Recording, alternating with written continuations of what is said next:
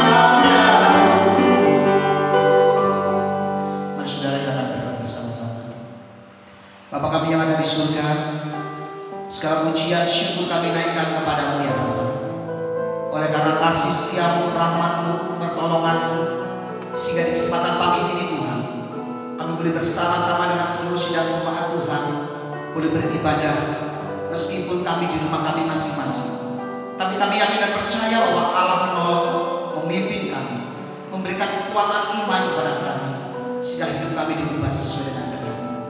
Terima kasih Tuhan, kami serahkan ibadah kami pagi hari ini. Tuhan Yesus memberkati kami sekalian.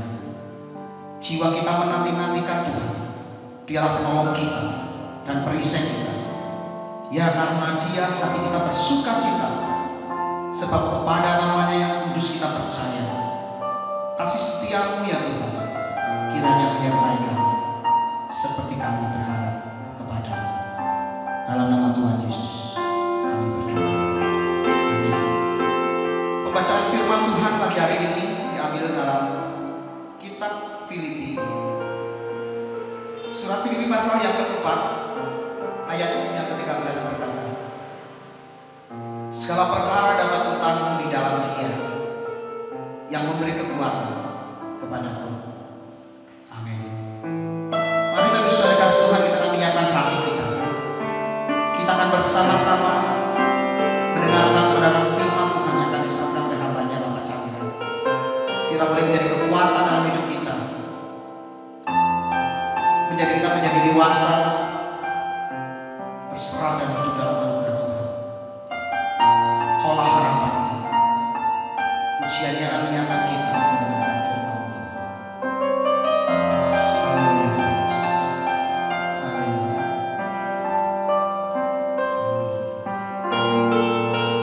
Dan bersama-sama saudara, katakan Tuhan dengan kekuatan.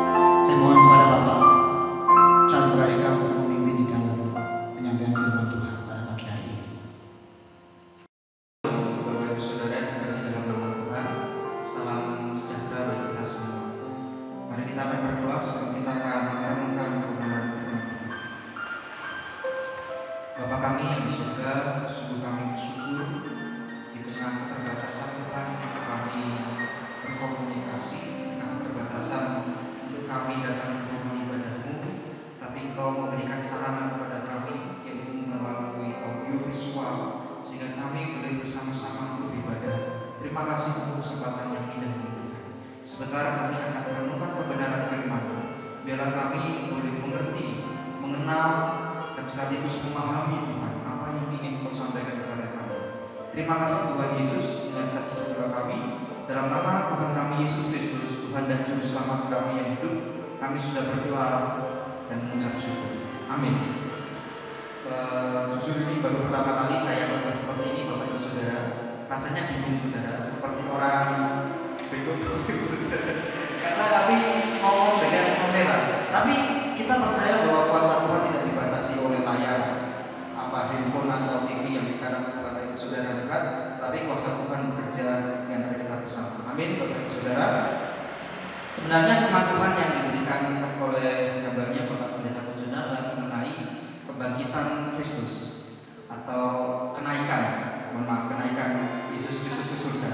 Cuman hati saya tergerak untuk menyampaikan firman seputar masalah COVID-19 atau masalah wabah yang sekarang ini melanda di Indonesia.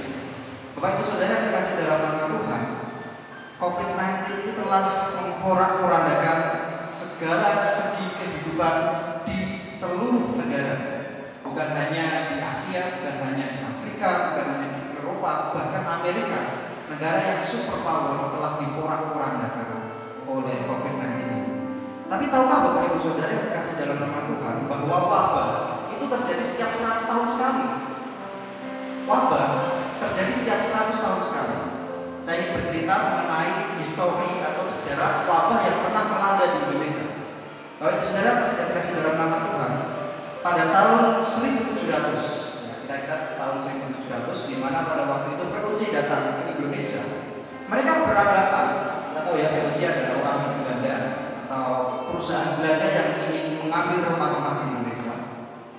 Ketika VOC ini datang ke Indonesia, yang otomatis dalam pemikiran mereka Indonesia adalah negara tropis di mana matahari melimpah. Mereka percaya bahwa di Indonesia, di negara-negara tropis tidak ada penyakit. That's wrong, saudara. Salah besar. Ketika mereka datang di Indonesia kira-kira pada tahun 1700 itu, 75.000 orang atau pegawai VOC, kebanyakan adalah orang bule, mati terkena penyakit yang mereka anggap sebagai white cell. Tubuh mereka tiba-tiba menjadi putih. Penyakit apakah itu Bapak Saudara? Mungkin orang-orang kuno pernah mengalaminya. Penyakit itu adalah malaria. Orang kena malaria biasanya tubuhnya putih. Dan malaria itu terjadi di Batavia atau Sunda Kelapa yang biasa orang kenal dengan sekarang itu disebut Jakarta. Jadi VOC hancur, runtuh di Indonesia bukan karena korupsi. VOC hancur di Indonesia menurut sejarawan J.J. Rizal karena wabah, yaitu wabah malaria. Sedangkan Bapak Ibu Saudara, orang pribumi atau orang Indonesia survive menghadapi wabah ini. Kenapa? Karena mereka kebal, Bapak Ibu Saudara. Karena mereka sudah kebal dengan penyakit malaria. Itu pada tahun 1700. Kemudian pada tahun 1800 ada penyakit yang mewabah kembali di Indonesia. Penyakit ini datang di kota Semarang, dekat ya, kalau orang Solo Semarang kira-kira 3 jam. Penyakit itu adalah kolera. Nah, kalau ini adalah penyakit baru yang dibawa oleh orang luar negeri ke Indonesia. Pada waktu itu kurang lebih menurut data sejarah, hitungan kasarnya 4 juta orang, 7% orang meninggal di Jawa karena penyakit kolera. Dan dengan penyakit kolera inilah memicu perang Diponegoro. Ini saya cerita sejarah, tidak apa-apa ya Bapak Ibu Saudara. Sekalian kita belajar bersama-sama bahwa banyak sekali sejarah yang ada di Indonesia itu yang patut diluruskan. Kalau kita mempelajari buku-buku anak-anak kita, entah itu anak-anak kita yang SD, SMP ataupun SMA, biasanya kita membaca bahwa perang Diponegoro itu disebabkan oleh penggeseran patok tanah pribumi oleh orang asing. Sehingga Bapak Ibu Saudara, jatah tanah yang didapat oleh pribumi lebih sedikit daripada asing karena tanahnya digeser patoknya. Tetapi yang diteliti kemudian hari adalah Diponegoro sangat marah dan akhirnya memicu perang tersebut karena apa?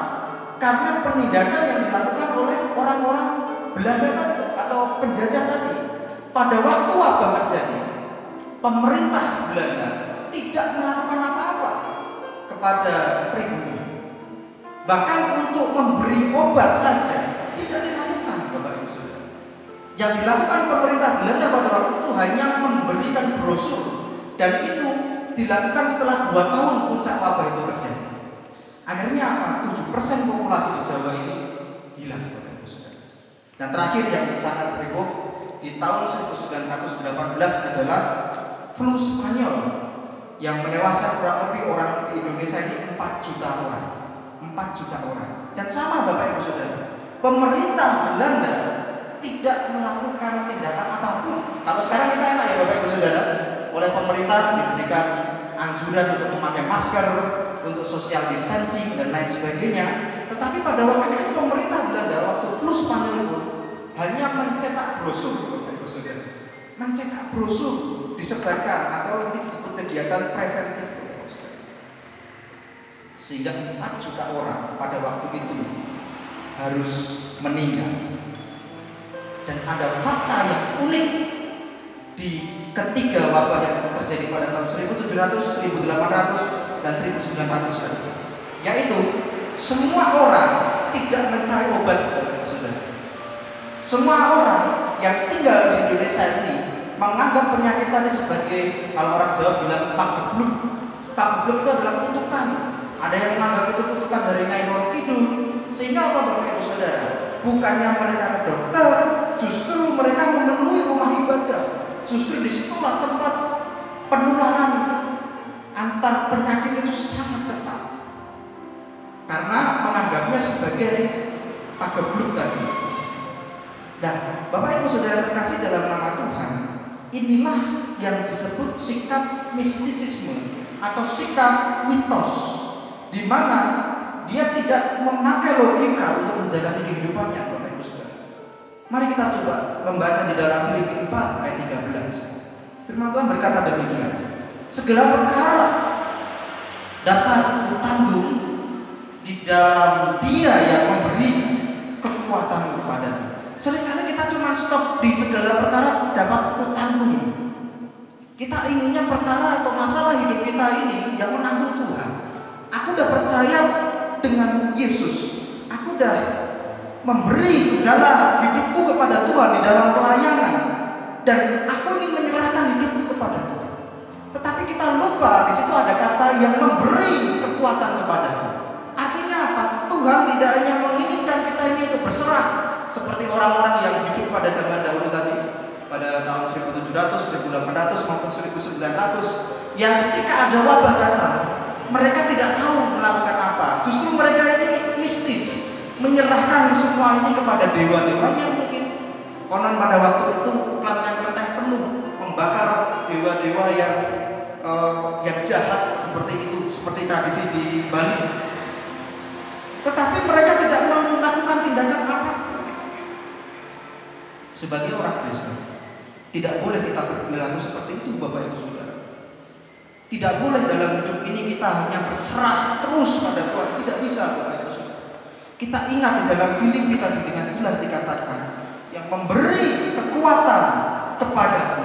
Artinya apa? Setiap Bapak Ibu Saudara diberikan potensi, diberikan kemampuan, diberikan pikiran untuk menghadapi setiap masalah yang ada sekarang ini. Di Cina kurang lebih pertumbuhan ekonomi di kuartal ke berapa ini berarti ya? Kedua ini kan turun minus 6%. Artinya kalau turun minus 6%, angka kemiskinan pun meningkat, Bapak Ibu Saudara. Dan di Indonesia dikabarkan dan dihitung oleh pemerintah akan turun minus 2,5%. Dan kita tidak tahu Bapak Ibu Saudara sampai kapan wabah ini berakhir. Tapi percayalah, sesuai firman Tuhan dikatakan, Dia memberi kekuatan pada saudara. Paulus menulis surat ini ketika dia ada di dalam penjara. Dan jangan pikirkan penjara yang ada pada waktu itu seperti penjara yang ada pada saat ini. Penjara Paulus, kalau saudara pernah melihat film Paulus, The Apostle gitu ya, itu adalah penjara yang letaknya paling bawah. Jadi Paulus itu diibaratkan sebagai seorang yang benar-benar ingin memberontak pada waktu itu, sehingga dia perlu diberi penjara yang paling bawah, lembab, tidak ada cahaya, dipenuhi oleh hewan-hewan yang kita tahu di daerah lembab ada tikus dan lain sebagainya. Dan di saat-saat itulah dia menulis, Tuhan, aku punya perkara dalam hidup ini, Tuhan, aku punya masalah dalam hidup ini, aku tahu Engkau menanggung, tetapi itu tidak titik. Dikatakan lagi, Tuhan memberi kekuatan kepada kita. Jadi Bapak Ibu Saudara yang dikasih dalam nama Tuhan, saatnya sekarang ini, selain kita berserah kepada Tuhan, mari kita andalkan kekuatan yang Tuhan telah berikan kepada kita. Mari kita andalkan pikiran yang Tuhan telah berikan kepada kita untuk membuat ide-ide yang mungkin orang lain belum lakukan. Kalau kita melihat di dalam televisi, banyak sekali inovasi yang terjadi karena apa ini Bapak Ibu Saudara. Kalau kita berbicara positifnya, contoh, ya ini sudah lama ya, yaitu klik dokter misalnya, ini sudah lama. Tapi saya yakin sekarang trafficnya makin lama makin banyak. Orang konsultasi ke dokter tapi hanya melalui gadget. Dan contoh lainnya, kita ini Bapak Ibu Saudara, gereja. Buat sekarang Bapak Ibu Saudara, semua gereja streaming Bapak Ibu Saudara. Luar biasa. Membuka cakrawala pemikiran kita bahwa teknologi itu ternyata menolong kita. Jadi Bapak Ibu Saudara, jangan kita lesu di tengah pandemi ini. Teruslah berserah dan teruslah maksimalkan potensi yang Tuhan berikan kepada kita, karena Dia telah memberikan kekuatan kepada kita. Amin. Itu yang pertama Bapak Ibu Saudara. Dan yang kedua, yaitu mengenai masalah berusaha. Yang pertama tadi mengenai berserah, dan yang kedua yaitu mengenai berusaha. Saya mau cerita Bapak Ibu Saudara, yaitu tentang gaya kerja orang Jepang Bapak Ibu Saudara. Saya belum pernah ke Jepang, cuma ada seorang yang menceritakan kepada saya bagaimana etos kerja orang Jepang. Kalau di Indonesia tambak setengah hektar, katakan saya ibaratkan, mungkin bisa dihandle oleh 5 orang, 4 orang, supaya ketika panen tidak dicuri orang. Saya punya rekanan atau teman waktu di Semarang itu pengusaha udang yang besar itu, lobster. Ya usaha itu. Esok harinya itu harusnya panen. Tetapi Bapak Ibu Saudara, karena tidak ada yang menjaga, hilang semua. Rugi ratusan juta rupiah. Nah, di Indonesia 1,5 hektar yang jaga 5 orang. Tetapi di Jepang Bapak Ibu Saudara, 1 orang bisa menjaga atau bisa menghandle tambak udang tadi yang kira-kira 1,5 hektar tadi 7. Jadi 1 orang 7 tambak. Karena apa Bapak Ibu Saudara? Karena teknologi.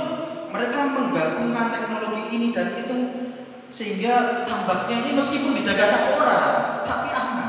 Daripada di Indonesia 1,5 hektar jaga 5 orang masih tetap kebobolan. Nah Bapak Ibu Saudara dikasih dalam nama Tuhan, kita tentunya melihat fakta tadi tercengang. Wah, luar biasa orang Jepang ini.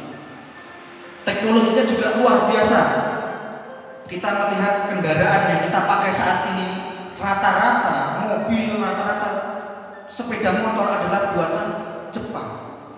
Tapi tahukah Bapak Ibu Saudara, saat ini negara Jepang sedang dilanda krisis.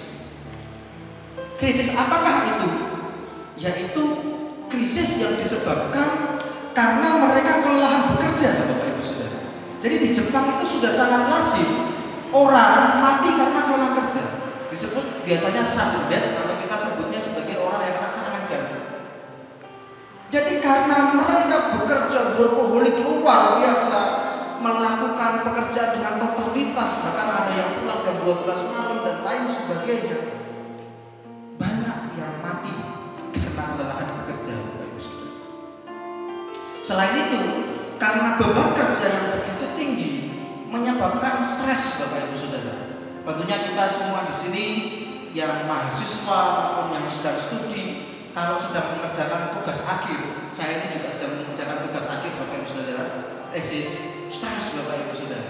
Nah di Jepang itu karena mereka juga seperti itu, tetapi push kerjanya lebih kuat lagi. Akhirnya banyak orang Jepang itu bunuh diri, itu disebut harakiri. Ini membuat populasi di Jepang menurun, Bapak Ibu Saudara. Orang tua di Jepang lebih banyak daripada anak-anak muda. Di Jepang sekarang populasinya itu sangat jomplang, Bapak Ibu Saudara.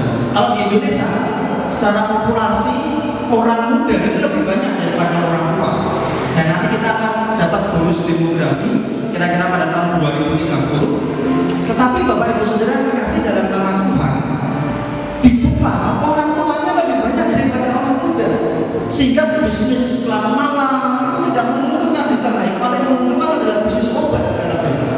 Sehingga teknologi yang ada seperti kita kalau melihat dulu, kalau yang disebut kulkas paling baik itu kulkas apa, Bapak Ibu Saudara? Panasonic. AC yang paling bagus apa? Panasonic. Kemudian TV yang paling bagus apa? Sharp dan lain sebagainya. Sekarang ini tidak, Bapak Ibu Saudara. Semua produk-produk Jepang tadi telah diakuisisi oleh orang-orang Cina. Karena apa? Demografinya di Cina masih banyak orang-orang muda.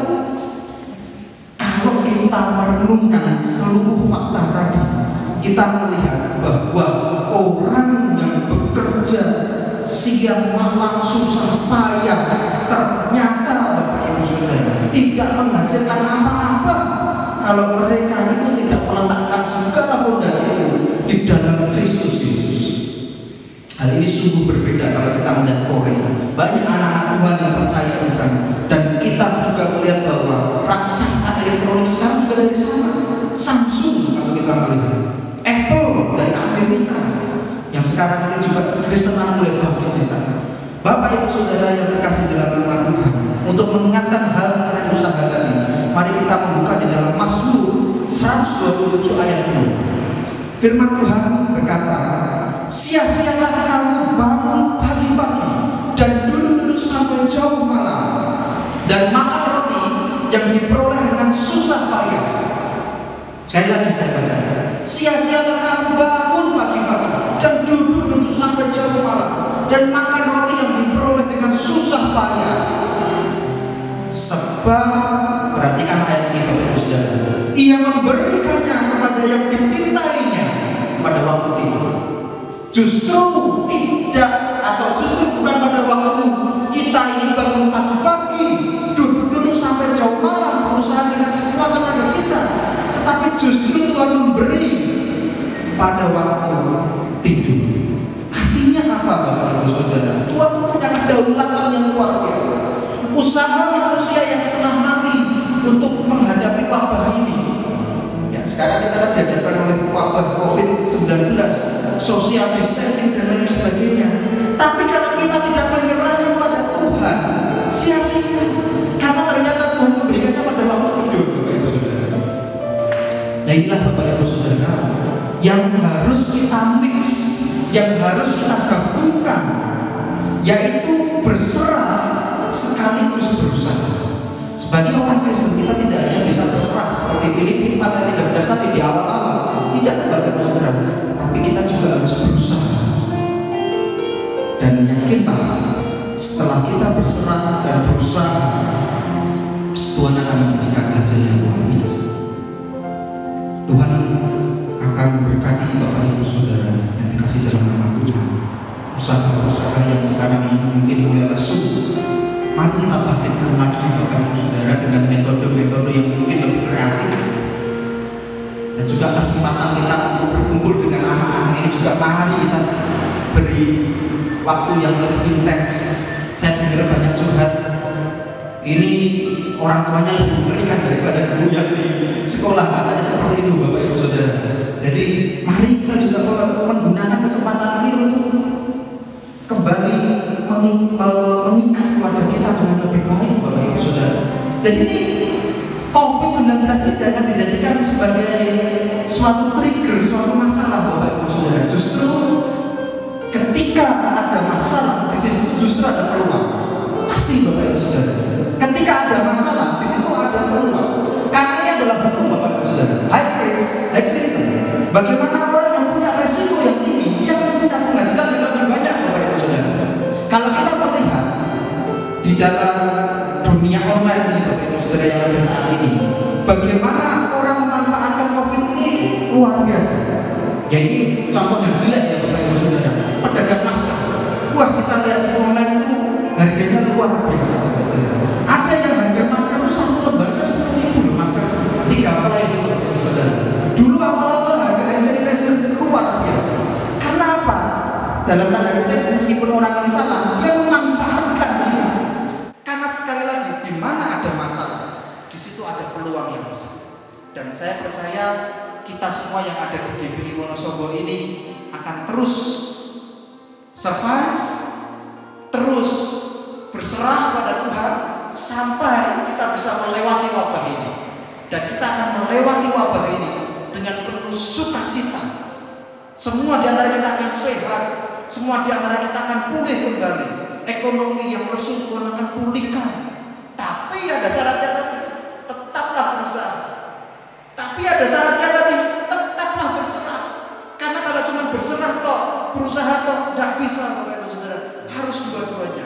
Firman Tuhan hari ini mengajarkan untuk kita senantiasa berserah dan berusaha kepada Tuhan. Karena itu adalah kunci untuk kita melewati setiap tantangan. Kita akan melewati dan kita akan menang. Karena kita percaya bahwa Tuhan beserta kita dan tidak pernah meninggalkan kita. Amin. Mari kita berdoa. Kami bersyukur Tuhan untuk kebenaran firman-Mu, dan biarlah firman Tuhan ini Kau sempurnakan, Kau meteraikan dalam nama Tuhan kami Yesus Kristus. Hamba-Mu tidak sempurna, Hamba-Mu penuh kesalahan, tapi Tuhan yang menyempurnakan, Tuhan yang menuntun kami dalam jalan kebenaran. Terima kasih Tuhan, dalam nama Tuhan kami Yesus Kristus, Tuhan dan Juru Selamat kami yang hidup, kami sudah berdoa dan mengucap syukur. Amin. Saya kembalikan kepada MC. Kita sudah mendengarkan firman Tuhan yang disampaikan oleh namanya Bapak Chandra. Kira menjadi berkat bagi kita sekalian, menjadi kekuatan dalam hidup kita. Mari saudara sekalian kasih Tuhan, kita akan bersama-sama meresponi firman Tuhan. Maka nanti kita akan memberikan persembahan persepuluhan kita sebagai rasa syukur kita kepada Allah. Bagi Tuhan tak ada yang mustahil.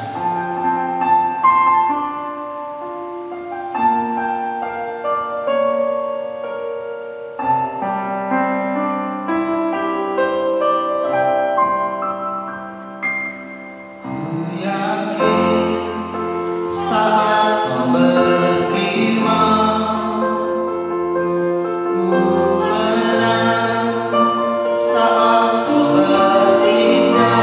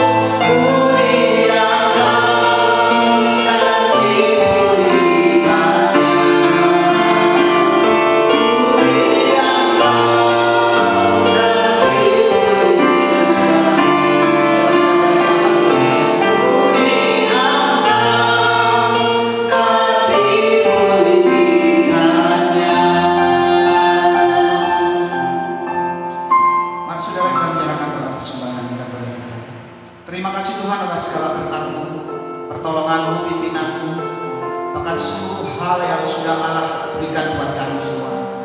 Mengucap syukur atas kesehatan, kekuatan, bahkan di tengah-tengah situasi kondisi yang tidak nyaman, kami tetap boleh menikmati berkat Tuhan sehingga kami tidak berkekurangan, sehingga kami boleh hidup dalam rasa syukur kami kepada Tuhan. Dan biarlah Tuhan melalui persembahan persepuluhan ini kami boleh bersama-sama mengucapkan syukur atas segala berkat-Mu dalam hidup kami. Dalam nama Tuhan kami Yesus Kristus, kami boleh berdoa dan mengucap syukur. Amin. Kita akan mengakhiri ibadah kita bersama-sama. Kita naikkan doa syafaat kita dan doa penutup yang akan disampaikan oleh Bapak Chandra Eka. Pujianku di tangan-Mu Tuhan, bahkan aku di hati-Mu Tuhan, di dalam pikiran-Mu, di dalam rencana, tak pernah aku sendiri.